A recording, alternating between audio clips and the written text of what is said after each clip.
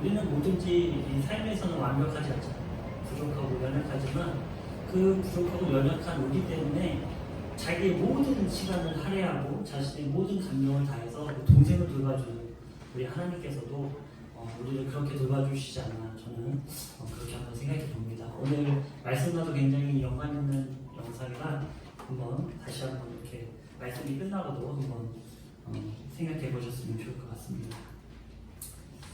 네, 오늘 보실 말씀은 학계 1장 2절에서 11절까지의 말씀입니다. 제가 가지고 있는 성경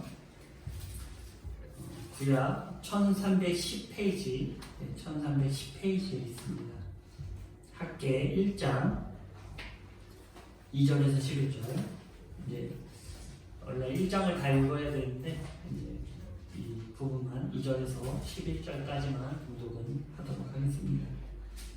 학계 1장 2절에서 11절까지의 말씀입니다. 제가 가지고 있는 성경 1310페이지에 있습니다.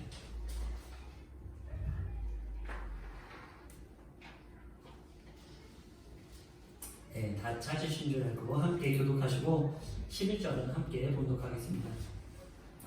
만군의 여호와가 이같이 말하여 이르노라. 이 백성이 말하기를 여호와의 전을 건축할 시기가 이르지 아니하였다 하느니라.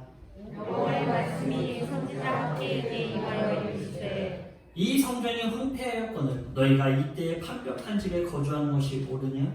그러므로 이제 만군의 여호와가 이같이 말하노니 너희는 너희의 행위를 살필지니라. 너희가 많이 뿌릴지라도 수확이 적으며 먹을지라도 배부르지 못하며 마실지라도 흡족하지 못하며 입어도 따뜻하지 못하며 일꾼이 싹쓸 받아도 그것을 구멍 뚫어진 전대에 넣음이 되느니라.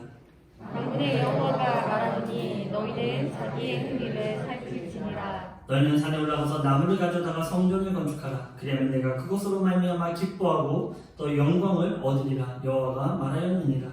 너희가 많은 것을 바랐으나 도리어 적었고 너희가 그것을 집으로 가져갔으나 내가 물어버렸느니라. 나 만군의 여호와가 말하노라. 이것이 무슨 까닭이냐? 내 집은 황폐하였으되 너희는 각각 자기의 집을 짓기 위하여 빨랐습니다. 그러므로 너희로 말미암아 하늘은 이슬을 그쳤고 땅은 산물을 그쳤으며 내가 이 땅과 산과 곡물과 새 포도주와 기름과 땅의 모든 소산과 사람과 가축과 손으로 수고하는 모든 일에 한계를 들게 하였느니라. 아멘. 네, 오늘은 삶을 재건하라라는 제목으로 학계 시리즈 1편, 다음 주는 이제 학계 시리즈 2편을 하고요. 네, 첫 번째로 삶을 재건하라라는 제목으로 함께 말씀을 나누려고 합니다. 이스라엘은요, 출애굽 이후 사사기를 거쳐 사울부터 솔로몬에 이르기까지 통일 왕국을 보냈습니다. 그리고 통일 왕국을 지나고 남유다와 북이스라엘로 나라가 갈라지면서 분열 왕국 시대를 거치게 되죠. 그리고 북이스라엘은 아수르라는 나라로 말미암아 BC 722년에 멸망하고 맙니다. 그리고 이어서 남유다 역시 BC 586년에 바로 바벨론이라는 나라에 의해서 멸망되고 또 포로로 끌려가는 그런 처참히 무너진 상태로 역사가 이루어져 나갑니다.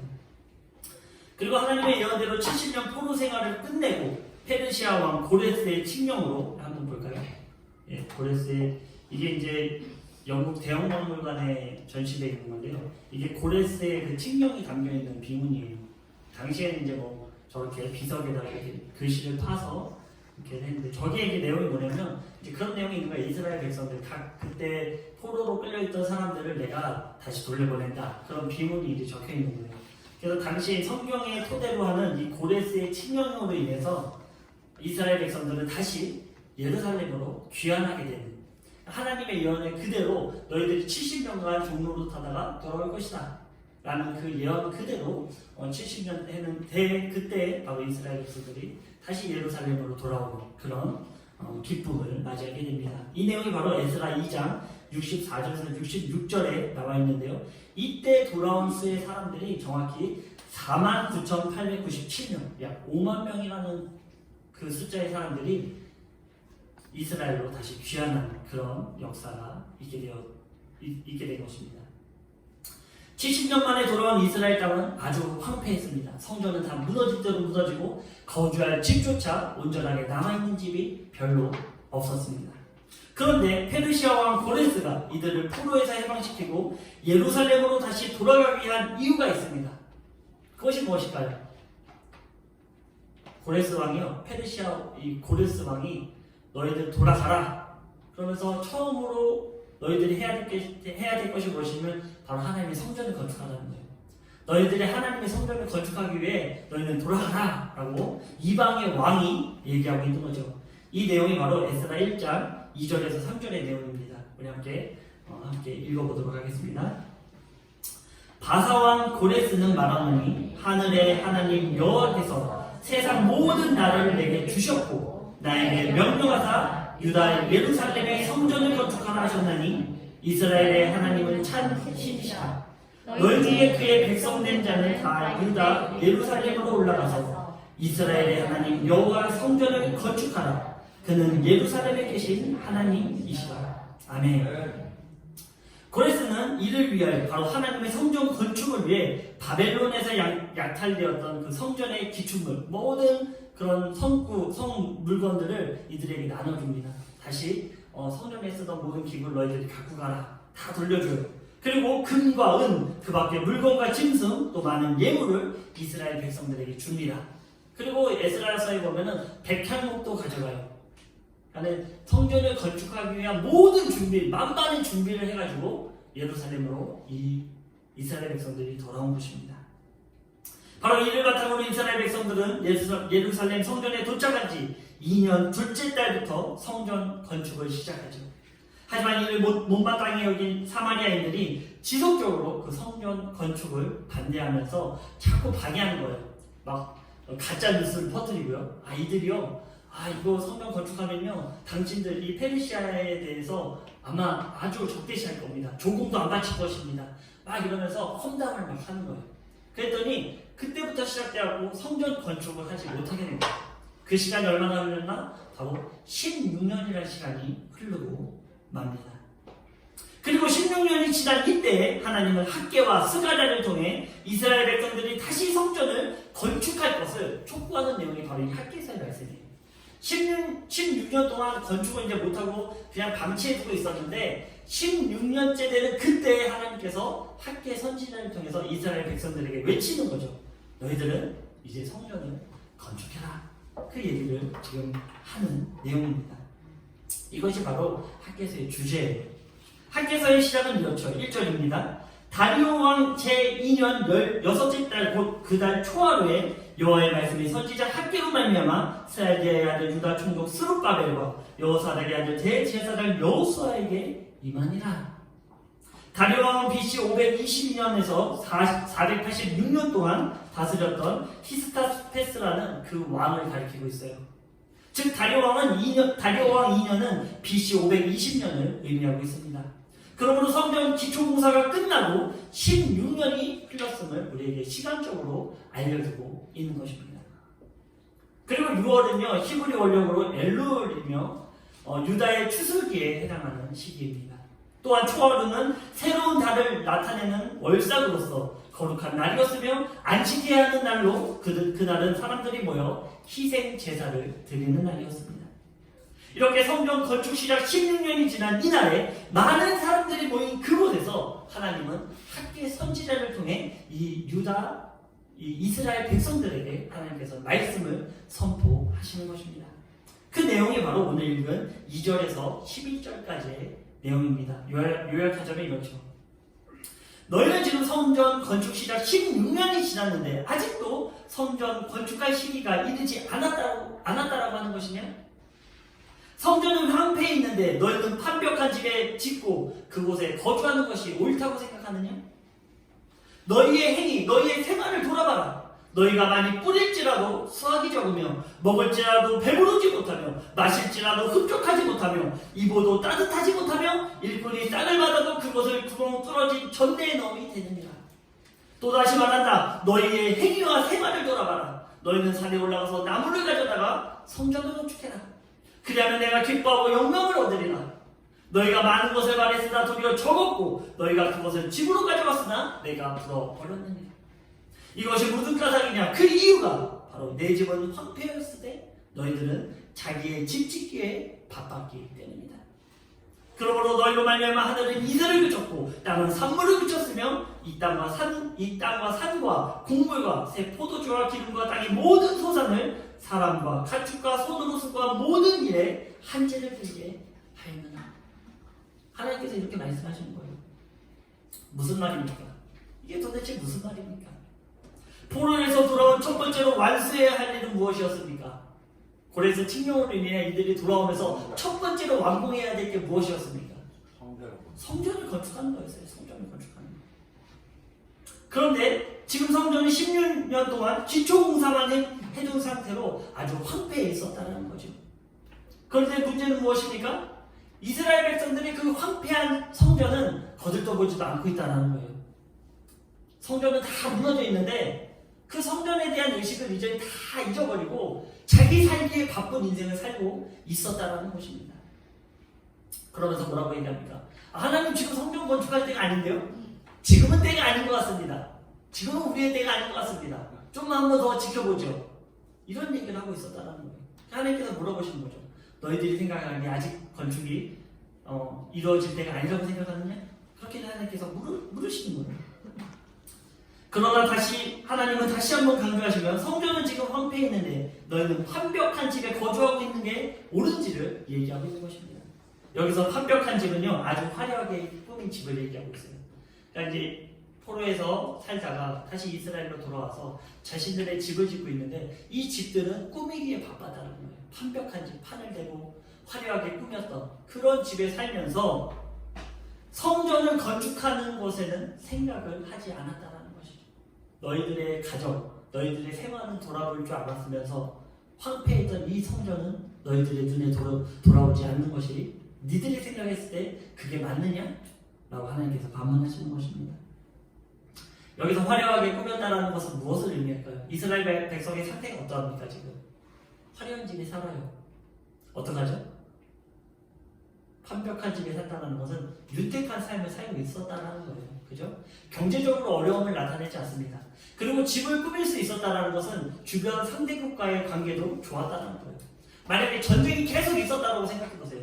집 꾸밀 시간이 있겠습니까? 나가서 전쟁해야지. 그만큼 주변 관계도 괜찮았고 또 생활함에 있어서도 그렇게 어렵지 않은 그런 삶을 살았다는 것이죠. 즉 성전을 건축하지 못한 이유가 결코 경제적 불평이나 주변 정세 때문이 아니라는 것을 성경은 우리에게 얘기해주고 있습니다. 그러면 무엇입니까? 그럼 도대체 왜 성전을 건축 못하는 것입니까? 그것은 당장의 생활에 집중하다 보니 하나님의 성전은 그 나중이 돼버리고 말았다는 것입니다. 첫 번째로 돌아와서 해야 될 일이 성전 건축하는 거였는데 이 성전 건축하는 것이 나중의 일이 돼버렸다는 거예요. 지금 당장 내 삶을 돌아보는 것이 우선시 됐다는 것이죠. 우리도 그렇습니다. 처음 하나님을 믿고 하나님 앞에 돌아온 우리는 황폐한 인생길을 걸어온 것입니다. 이제 하나님께 돌아왔으면 예수 그리스도로 말미암아 그동안 황폐했던 우리의 삶을 재건해야 하는데 여러 가지 방해 요소들이 나오기 시작하죠. 갑자기 하던 일이 잘 안 됩니다. 가족의 반대가 심해집니다. 주변에서 힘들게 한다든지 다양한 방해 요소가 우리 생활 가운데 나타나게 됩니다.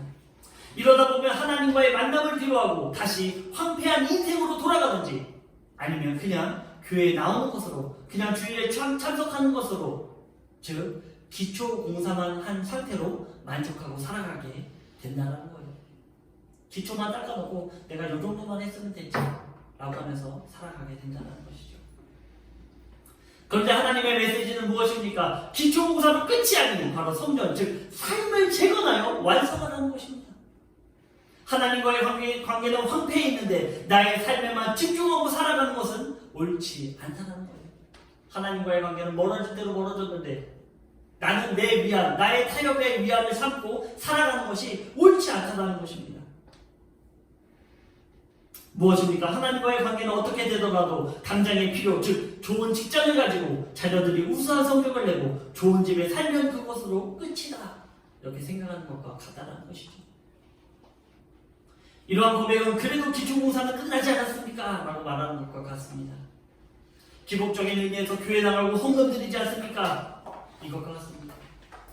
우리의 영원한 삶에는 관심이 없고 당장 나에게 판벽한 집만 있으면 그것으로 끝입니다. 이것과 같다는 거죠. 지금 현재 이스라엘 백성들이 그런 상태였다는 거예요. 나만 잘 먹고 잘 살면 됐지. 내 생활이 지금 윤택하면 됐지. 그 성전이야 황폐해 있던 세워져 있던 나랑 무슨 상관이 있나. 이렇게 살아갔다는 것이죠. 이런 이스라엘 백성들 그리고 우리들에게 하나님은 나와의 관계는 어떻게 되더라도 너희들의 삶이 윤택하면 그것으로 끝이냐? 이렇게 반문하는 것과 같습니다. 그러면서 너희의 생활, 삶을 자세히 돌아보라 라고 말씀하시죠. 그래 좋다. 그래 여기까지 너희들 생각하는 게 그렇다면 좋다. 그런데 한번 너희들의 생활을 한번 돌아봐라. 너희들의 삶을 한번 다시 한번 깊숙이 묵상해보기 바란다 라고 하면서 6절에 말씀하십니다. 함께 볼까요?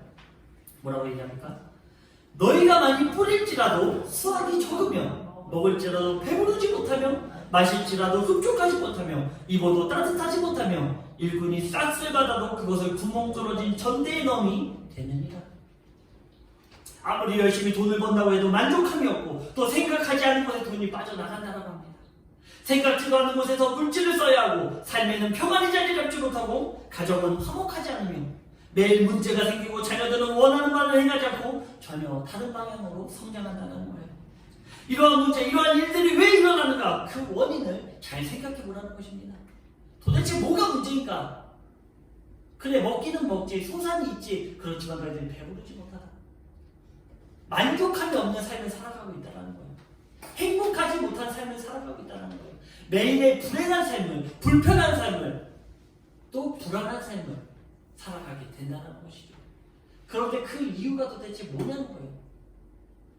왜 우리의 방향이 우리가 뜻하지도 않은 방향으로 자꾸 흘러가고 있냐 이거예요. 내가 먹고는 있지만, 자고는 있지만, 옷을 입고는 있지만 만족함이 없다는 것이죠. 왜 우리의 삶 가운데 감사하고 만족함이 없냐? 너희가 한번 잘 생각해봐라. 그 얘기를 지금 하시는 것입니다. 그러면서 뭐라고 말씀하십니까? 이런저런 핑계, 즉 성전에 쓰일 백향목이 없는데요? 이런 핑계 대지 말고 내가 언제 백향목 웅장한 성전을 건축해달라고 너희들에게 강구한 적이 있느냐? 당장에 뒷산으로 가서 나무를 패서 갖고 오라 이거예요. 성전을 건축하라 이거예요. 아름답고 화려한 성전을 내가 요구하는 것이 아니라 당장에 너희와 나에게 내가 교제 나눌 수 있는 이 성전이 나에게 필요하다는 거예요. 당장 산으로 올라가 나무를 가져다가 성전을 건축하라. 그렇게 하면 내가 기뻐하고 영광을 받겠다. 하나님께서 그렇게 말씀하시는 것입니다. 우리는 하나님 제가 이렇게 되면 하나님께 꼭 헌신하겠습니다. 이런 서원을 많이 하죠. 제가 시간이 나면 돈을 어느 정도 수준까지 벌면 자녀들이 어느 정도까지 크면 그때 하나님 일을 감당하겠습니다.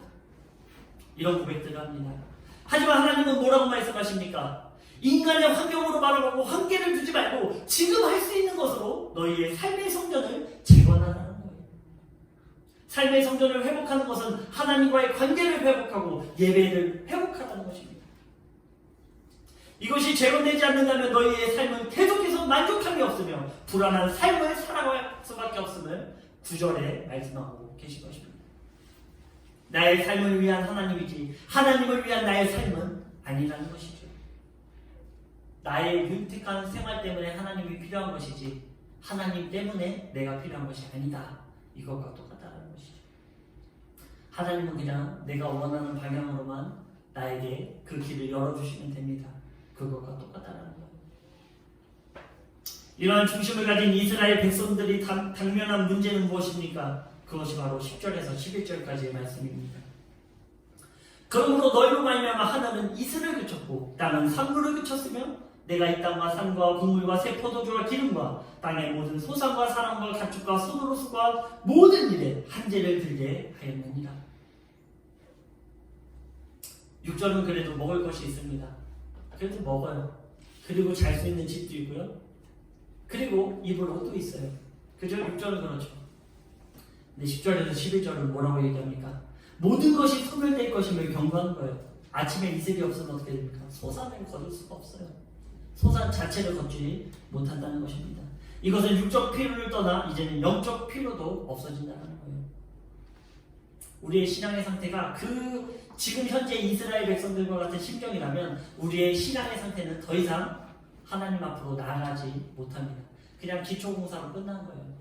그냥 기초공사 상태로만 그 상태로만 우리는 계속 살아갈 수밖에 없는 영적 상태가 된다는 거죠. 나중에는 어떻게 됩니까? 생명이 없어요. 생명이 없는 것입니다. 하나님과의 관계를 먼저 올바로 세우는 것이 중요합니다. 나의 삶 가운데 하나님과의 교제가 우선인 것입니다. 그분의 인도를 받는 것이 우선인 것입니다. 최악의 황폐한 인생을 살아온 우리에게 가장 우선적으로 해야 할 것은 바로 하나님의 교제 가운데 나의 삶을 재건하는 것입니다. 학계 1장 12절에서 12절에 스룹바벨과 여호수아 그리고 모인 이스라엘 백성들은 이러한 하나님의 음성을 학계를 통해 듣고 즉시로 반응합니다. 뭐라고 얘기합니까? 그렇습니다. 우리가 그동안 나의 삶만을 돌아보며 달려왔지 하나님의 성전은 어떻게 있던지 상관하지 않았습니다. 우리의 삶을 다시 재건하기 원합니다. 다시 하나님과의 교제 가운데 성전을 건축하기 원합니다. 이렇게 고백했다는 거죠. 그러니까 이 학계의 말씀이 저는 이걸 묵상하면서요 이런 생각이 들었어요. 이 이스라엘 백성들은 하나님의 음성을 얼마 만에 들은 것입니까? 16년 만에 들은 거예요. 16년 만에. 우리는 매주 하나님의 말씀을 이렇게 들을 수 있지만 또 성경을 빌면 하나님의 말씀을 들을 수 있지만 이 이스라엘 백성들은 16년 만에 주어진 말씀이 지금 오늘 이 학계의 말씀이라는 거예요. 얼마나 귀합니까? 저는 좀 그런 귀한 말씀이 우리 안에 일어났으면 좋겠어요. 한 주의 말씀을 듣더라도 그 말씀이 이 이스라엘 백성들이 16년 만에 말씀을 들은 것처럼 우리가 그 말씀의 한 주가 그 말씀이 우리한테 귀하게 느껴졌으면 좋겠습니다. 그래서 그 말씀을 받아들이고 하나님 그렇습니다. 우리의 삶을 돌아봅니다. 하나님 우리의 모든 삶을 돌아봤을 때 우리 삶에 평안이 없고 행복이 없고 만족이 없었던 감사가 없었던 우리의 삶을 다시 한번 돌아봅니다. 그리고 하나님 이제는 하나님과의 교제 가운데 이제 나의 삶을 다시 재건하기 원합니다. 그동안 황폐해 있었던 나의 삶을 이제는 하나님의 성전으로 하나님의 마음으로 하나님의 신실함으로 다시 한번 재건되어지기 원합니다. 이 고백이 바로 우리에게 필요하다는 것이죠. 그런데 이 학개서를 들은 16년 만에 하나님의 말씀을 들은 이스라엘 백성들이 그렇게 반응했다는 거예요. 그렇습니다.